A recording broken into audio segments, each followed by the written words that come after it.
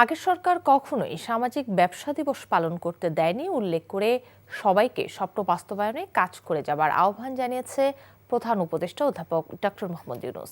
সকালে সাভারের জিরাবো সামাজিক কনভেনশন সেন্টারে ১৫তম সামাজিক ব্যবসা দিবস উপলক্ষে আয়োজিত দুদিনব্যাপী অনুষ্ঠানের উদ্বোধন করে এসব বলেন তিনি।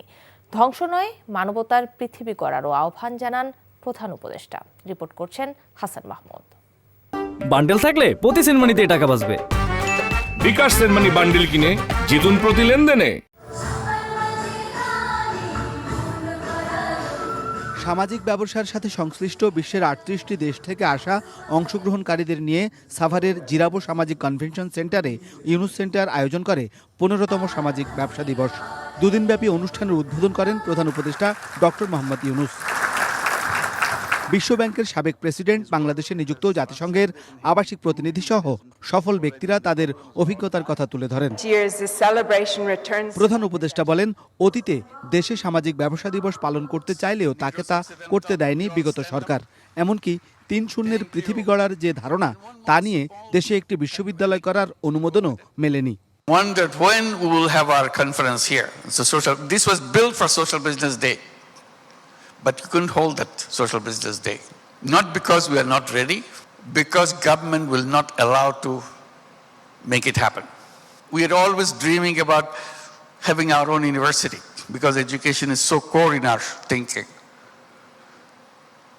Government will not allow us to set up a university.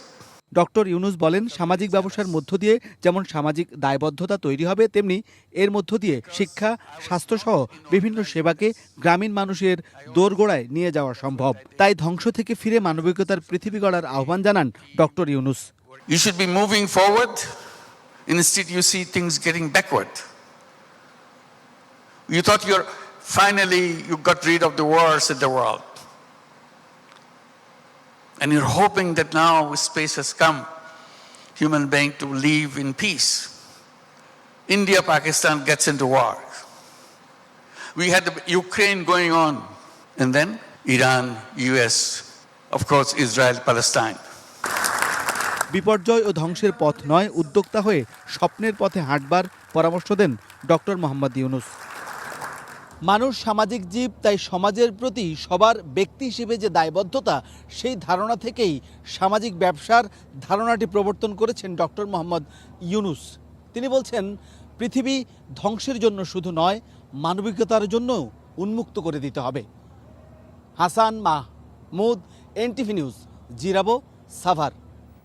Bundle থাকলে প্রতি সেনমানিতে টাকা বাঁচবে। বিকাশ সেনমানি বান্ডেল কিনে জিতুন প্রতি লেনদেনে।